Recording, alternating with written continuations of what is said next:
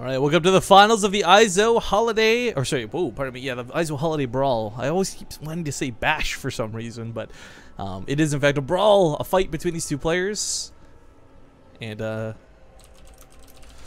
well, that being said, spawning in the top right corner of the map, playing for Millennium, it's the blue Protoss player, the foreigner, Lilbow. The bottom left as the red Terran, it's Gumiho. I feel like a majority of this tournament has been kind of the story of upsets. We've had Lilbow perform well in the past, and that's cool and everything. But to take out Impact, you know, take out a Korean going into the finals, that was pretty cool. I don't think it was impossible. Definitely unexpected. We had Rain finish last in his group. I mean, there's been a lot of weird stuff that's happened in the EIZO Holiday Brawl, and I've enjoyed every second of it, quite frankly. Yep. Gumiho here because of the curse. Because he's good and skilled and all that, of course. No. He did. Oh no, it's the curse. It's the curse. Yeah. He just barely lost out in the final series, or won out rather, against Hart, and is out in the finals. Yeah, I wonder how different this would look if Hart was here. But at the same time, like Gumiho, much respect. You know, going back to that series he played versus Rain, he wasn't shy about bringing out mech. We saw him use tanks versus Hearthstone just now in the semifinals. Lilbow might be this really volatile, scary dude. But Gumiho is not going to be, I think, playing standard every single game, and we'll see how Lilbow adjusts to that. Yeah, but the question, like, we really have to be like, what is Lilbow going to do? We know how he plays versus Zerg, definitely, absolutely. But versus Terran, is he going to be like the same guy? He's going to be like super confident, you know, go in when I say go in, and hopefully win the game just by sheer like persistence, determination. Or is he going to play like Hearthstone? That would be quite a difference. Well, all jokes aside, I am really curious to see if he does go for any all-ins in this series. I mean, there's the sort of later, like the 2-base Colossus macro version of an all-in, I guess you can call it. But there's still things like Blink Stalkers or Proxy DTs or Stargates, as we saw at Hearthstone. I mean, there's definitely a lot of ways you can play this out. But I think one of the biggest strengths Lilbow has coming into this series is I imagine he was probably watching that last set. He's probably trying to see what Gumiho was doing to react to Hearthstone, and in that small way, he does have an edge coming into this because he's seen how Gumiho reacts. Yeah, that's a really great point. You know, you gotta start expecting, I think, Widowmine dropped as well if he was watching it. Absolutely. And Gumiho's actually not going to go for it this game. So he didn't go for the first game either against Hearthstone. Maybe it is exactly like that comfort zone. Like, well, I'll play like standard until like I lose, and then I'll go for the Widowmine drops. I don't know. But it is to be like a typical 3 racks build for him. Well, I do like the Reaper. Scouting is such an important part of the matchup. You know, whenever we have a Zerg player playing, we can always talk about like, oh, Zerg's the reactive race. And it's so black and white. But in Terran versus Protoss, and I think this is what dynamically makes this matchup one of my favorite to watch, that role shifts constantly as the game goes on. It starts off with Terran having to be able to deal with whatever opening Lilbow has, and then Lilbow in the mid game has to be able to always see where the medevacs are, or scout which army's coming from what direction. And then the late game, it's really just a matter of who can tango better with what army. So, I mean, I really do enjoy that this will shift, but for now, it is definitely Gumiho's prerogative to make sure he's constantly seeing what he's coming up against. Yeah. That's why that council means absolutely nothing yet. We'll see if he does anything abnormal, well, cheesy, honestly, with it. And if Gumiho scouts it. I don't know if Gumiho knows anything about Lilbow. He said Lilbow got to see Gumiho, but Gumiho really didn't get to see Lilbow. Not in a matter that, you know, not something that matters. Sorry about that, guys.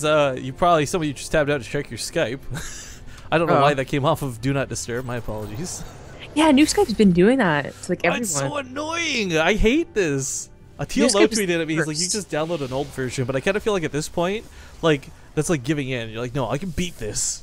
I can learn the new one. I'm not old. I can adapt to new technology. It's not about being old. It's about it messing up and bugging out. Also, I'm going back to Windows 7. Oh, yeah, I'm still on Windows 7. Are you not on Windows 7? I'm going back to Windows XP. There you go.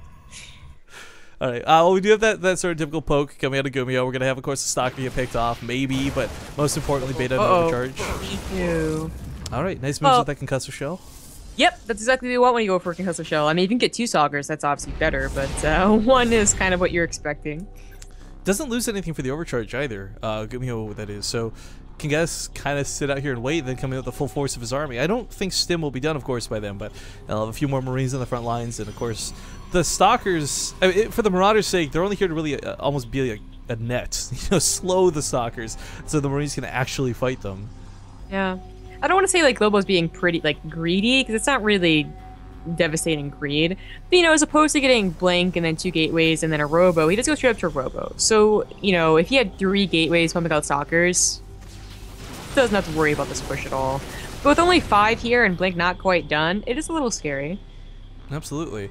But the overcharge does wear off, and there's not enough energy for another one. So Reaper jumps up to the high ground. He's going to go to the mineral lines with the probes. If Harsom's not paying, or sorry, Lilbow's not paying attention, that is, he would have killed a lot of probes. But man, it picks off that mothership core really quick. Lilbow does pull the probes out of the base, and now struggling a little bit to deal with this. A couple of Stalkers have got to be careful. They do pick off the Marauders. There's nowhere slow to worry about.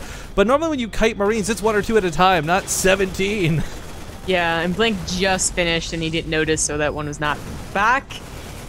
Probes cannot come back. They will get murdered by the Marines. The Blink control is being handled really well by Lilbow. I mean, he's making a lot happen with units that should have died a long time ago, but at the same time, Gumiho's just saying, screw it. If you're not going to fight me, I'll kill your pylons. I'll kill your Nexus. I'll kill your assimilators.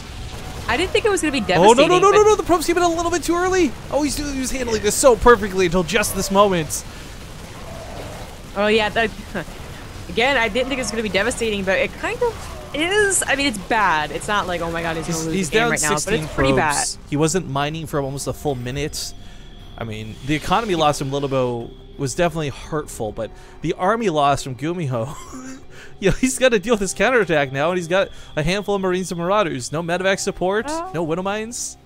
He's probably okay. Simply because there's no proxy pylon. If there was, I'd be like, oh, Zelda's going to warp in, but he's still on 2 gateways. Again, like bringing it back to that point, if he had 3 gateways immediately worth of Blink Stalkers, he handles that so much easier, no problem.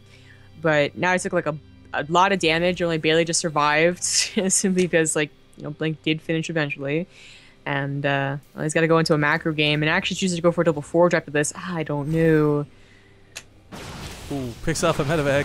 That's going to sting. Nice. Marauder also going to fall. Man, these Stalkers just in the right spot at the right time. They're going to get combat shields. Oh, this isn't devastating like picking up Stim, but this does hurt. Yeah, it does. Oh, I like that choice to go for the low ground on level 2 instead of level 1, I guess? I don't know. He knew that this army was coming back as that observer, so running for his life. Picks up an SCV on the way because, you know, why not hit and run?